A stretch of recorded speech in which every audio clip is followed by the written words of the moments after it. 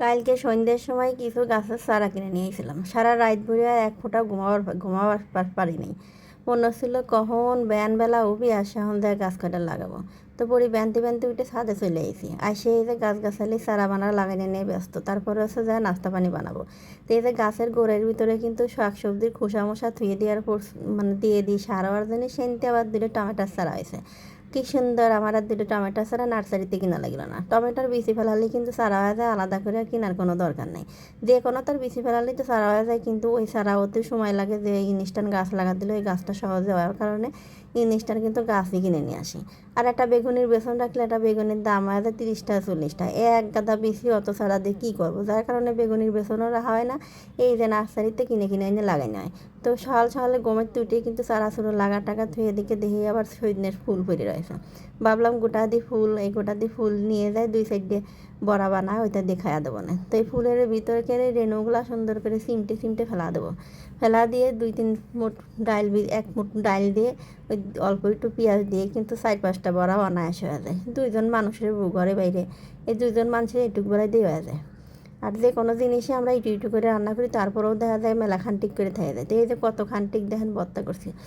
ভর্তাটা যে কী যে ফাইন মজার স্বাদের ছিল রে, বুঝ আর না খালি পারে একবারে বুঝবার পারবি না।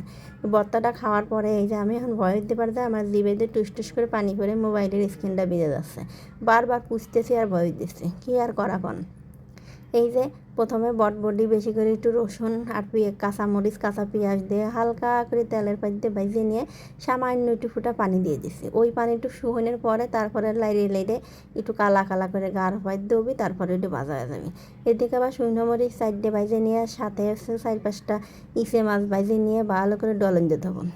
ডলবার যেমন আছে যে না এই ইচে মাছ দিয়ে ভাত খাওয়া ফেলা দিই, ওইটা বটবডিগুলো আলাদা করে ভর্তা করে ফেলি। কিন্তু কি আর করা, ভাবলাম যে না বটবটিগুলো আবার মাইন্ড করবে না, যে ওর জন্য ইচে মাছ বাই করা হয়েছে, তার জন্য আর ওকে মাইন্ড করার মতো সময় না দিয়ে এই যে ফাইন সুন্দর সিদ্ধ হয়ে গেছে আর গাড় ফাইট দিয়ে একটু করে ব্রাউন সিটে কালার হয়েছে।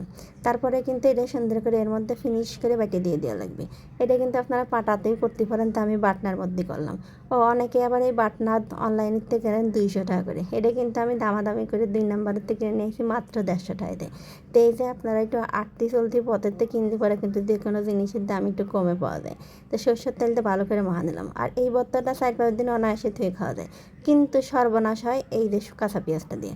কাঁচা পেঁয়াজটার টেস্ট বাড়ে, কিন্তু কাঁচা পেঁয়াজ দিলে পারে একবারের তো 2বার খাওয়া যায়, তারপর আর খাওয়া যায় না। আমি হলে একটু দান ভর্তা করছি, এই ভর্তা ধুয়ে দেওয়ার মতন কোনো সময়ই পাবেন না। খাবার যাই দেখা যাবেন যে এক থাল ভাত এই ভর্তা দিয়ে খাই ফেলছে। তাই ধুয়ে দেওয়ার তো প্রশ্নই ওঠে না, যার জন্য কাঁচা পেঁয়াজ একটু দিয়ে নিছি। সাথে ছিল ইলশে মাছের ভাজা আর ইলশে মাছের লেজখান সুন্দর করে কাঁটাগুলো বাইছে নিয়ে ওইটা দিয়ে যে কচু গন্ট করছি। কী যে ফাইন মজার খাবার রে বউ! 2 দিন ধরে গোস্ত খাতে মুখটুক তিতে হয়ে গেছে। এই জন্যই মনে করলাম আজকে একটু সিম্পল রেসিপি করি। তা আমার আজকের এই রেসিপি কেমন লাগছে, ভালো লাগলে অবশ্যই লাইক কমেন্ট করবেন। ধন্যবাদ।